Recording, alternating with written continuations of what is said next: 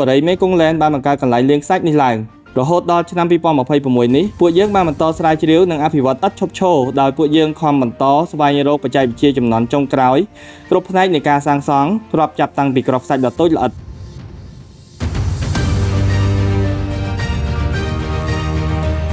ខ្សាច់គឺជាធាតុផ្សំដ៏សំខាន់បំផុតមួយនៅក្នុងវិស័យសំណង់ដែលមិនងាយប្រតិកម្មនឹងសារធាតុគីមីផ្សេងៗនោះទេទើបវាអាចផ្ដល់នូវស្ថិរភាពរឹងមាំដល់សំណង់ចាប់តាំងពីការចាក់គ្រឹះដំបូងការរៀបជញ្ជាំងរហូតដល់ការងារបូកផ្ទៃចុងក្រោយ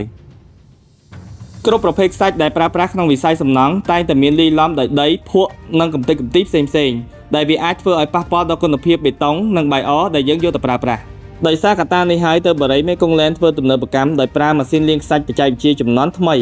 ដើម្បីធានាថាគ្រប់ដំណាក់កាលនៃការសាងសង់ប្រើប្រាស់ខ្សាច់ដែលស្អាតនិងមានគុណភាពម៉ាស៊ីនលាងខ្សាច់ដែលបរិយមេគង្គលែនជ្រើសរើសត្រូវបានរចនាឡើងតាមស្តង់ដារនិងបទដ្ឋានបច្ចេកទេសសំណង់ក្រោមការត្រួតពិនិត្យគុណភាពយ៉ាងតឹងរ៉ឹងនិងហ្មត់ចត់ចំនួន3ដំណាក់កាលគឺការគ្រប់គ្រងលំហូរការរែងនិងការបន្សុទ្ធដំណាក់កាលទី1គឺជាការបញ្ចូលខ្សាច់ទៅតាមអាងស្តុកគ្រប់គ្រងលំហូរដើម្បីធានាលំហូរស្មើគ្នាទៅកាន់ដំណាក់កាលទី2ដំណាក់កាលទី2គឺជាដំណាក់កាលរែងខ្សាច់ដើម្បីដកយកថ្មដុំភក់និងកម្ទេចកម្ទីឈើចេញពីខ្សាច់ដំណាក់កាលចុងក្រោយគឺជាដំណាក់កាលលាងសម្អាតផង់ធូលីចេញពីគ្រាប់ខ្សាច់មុននឹងយើងទទួលបានខ្សាច់ស្អាតដើម្បីប្រើប្រាស់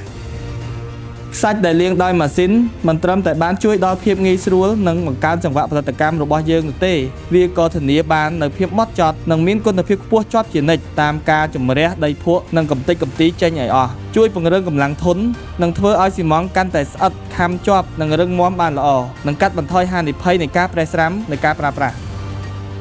ក្រៅពីការប្រើប្រាស់ម៉ាស៊ីនលាងខ្សាច់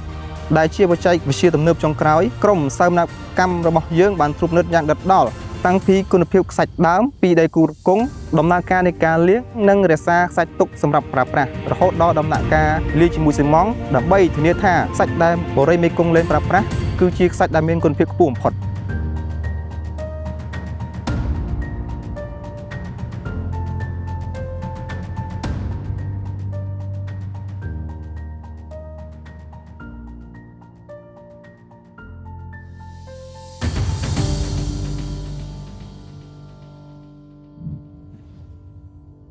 បរិយមេគង្គលែនផ្ដើមជីវិតរីករាយ